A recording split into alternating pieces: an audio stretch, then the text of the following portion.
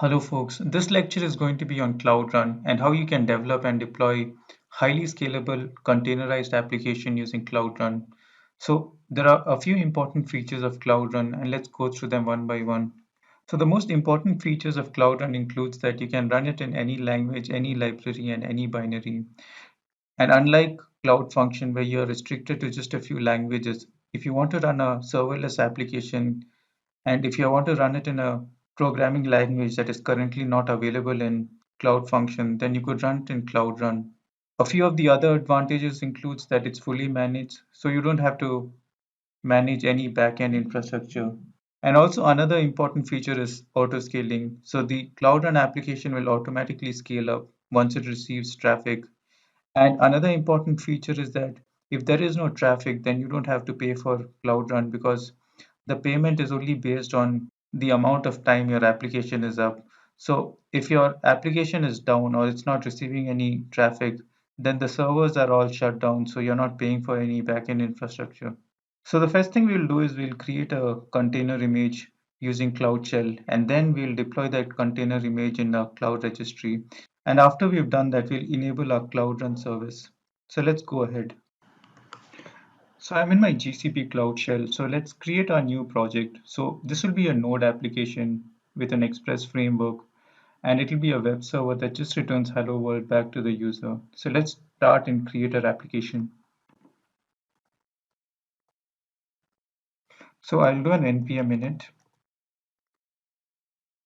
So I'll leave everything as default.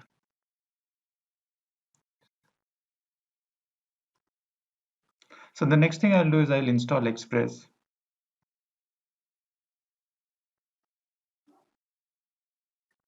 So okay, now that I have my Express application, let me create my web server. So let me open my index.js page.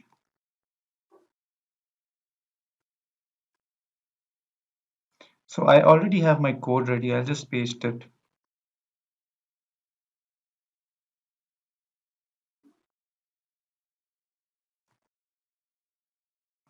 So this is a very basic, simple Hello World web server that returns Hello World back to the user, and it runs on port 8080. So this is a very straightforward and a very simple Express application, probably the most simplest one you can find. I will send you a link on how this works and the Express framework in the description below. So once you have your application, the next thing we need to do is we need to create a Docker file.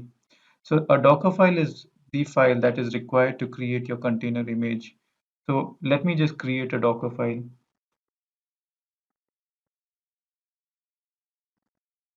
So I have already got my Docker file ready, so I'll just copy paste that.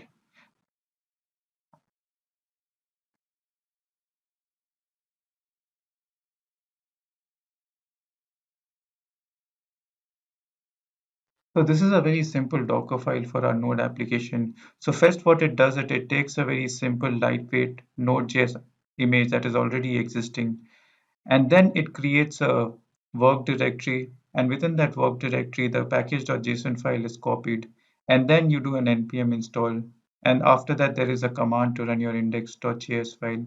So this is a very basic simple introductory Docker files. Once again, I'll send you a link on how this actually works in the description below. So once I have my Docker file ready, the next thing I will do is I will create an image out of this out of this Docker file. And once I've done this, I'll run this particular image and create a container out of it.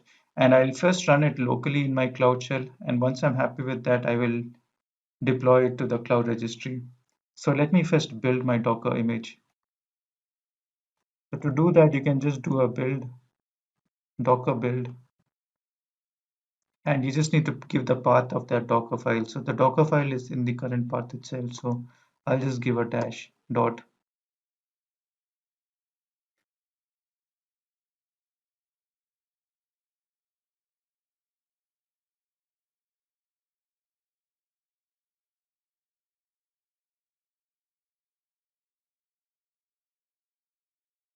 So my image is created. Now to check whether your image is created, you can do a Docker image.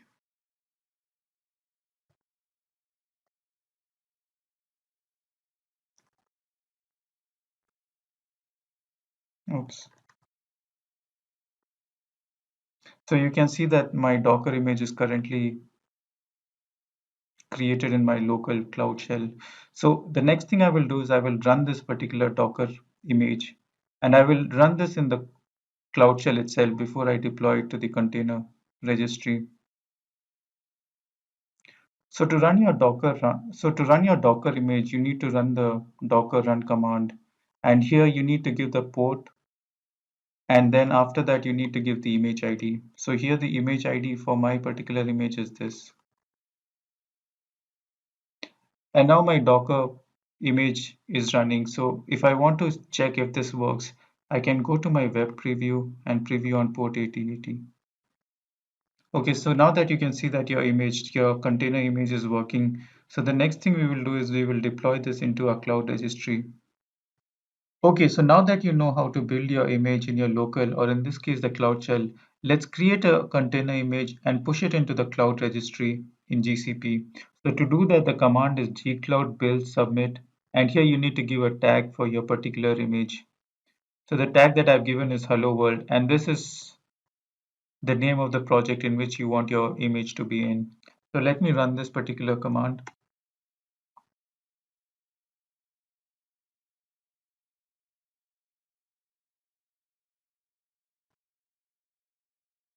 So the APIs are disabled because I've just recently created the project. So let it be enabled, and once that happens, it will be uploaded onto the container registry.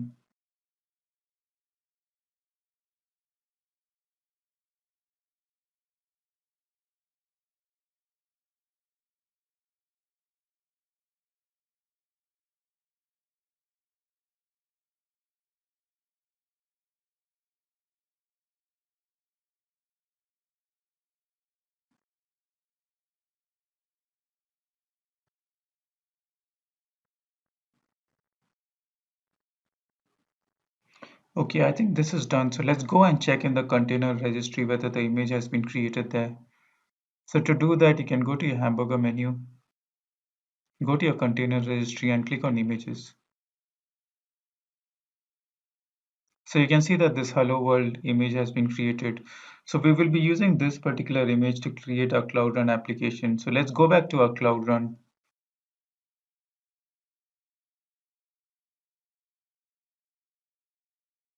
And let's create a service. So we'll be using a fully managed Cloud Run. So I have to give a name for my service. So I'll just call this Hello World.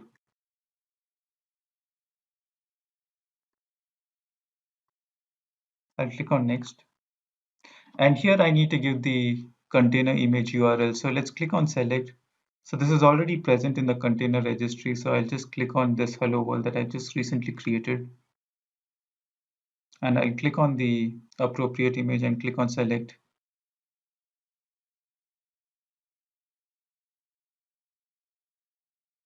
I'll click on next.